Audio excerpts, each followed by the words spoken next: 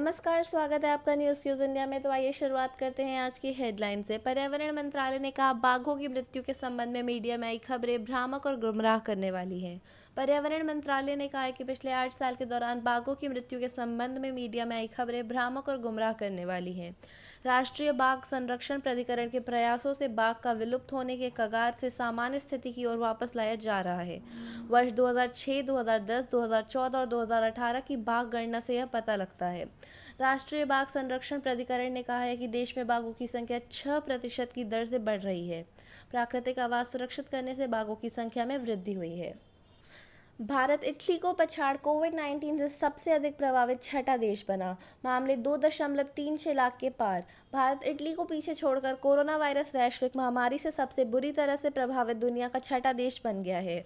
देश में पिछले 24 घंटे में सबसे ज्यादा 9,887 नए मरीज सामने आने के साथ ही कोविड-19 के मामले 2,36,657 हो गए। भारत में शनिवार सुबह 8 बजे तक पिछले 24 घंटे में कोरोना वायरस के कारण 294 मरीजों ने दम तोड़ दिया, जिसके बाद मृतकों की संख्या बढ़ के 6,642 हो गई है। अमेरिका की जॉन्स हॉपकिंस विश्वविद्यालय के आंकड़ों के मुताबिक अमेरिका, ब्राजील, रूस, स्पेन और ब्रिटेन के बाद कोरोना वायरस से सर्वाधिक प्रभावित देशों की सूची में भारत अब छठे स्थान पर आ गया है। कोल इंडिया की सहायक कंपनी वेस्टर्न कोलफील्ड्स ने 3 नई कोयला खदानें खोली। कोल इंडिया की सहायक कंपनी वेस्टर्न कोलफील्ड्स लिमिटेड ने आज महाराष्ट्र और मध्य प्रदेश में 3 नई कोयला खदानें खोली हैं, जिनकी संयुक्त वार्षिक उत्पादन क्षमता 2.9 मिलियन टन है। लोगों को नकद सहयोग नहीं देकर अर्थव्यवस्था बर्बाद कर रही है सरकार, कहा राहुल गांधी ने।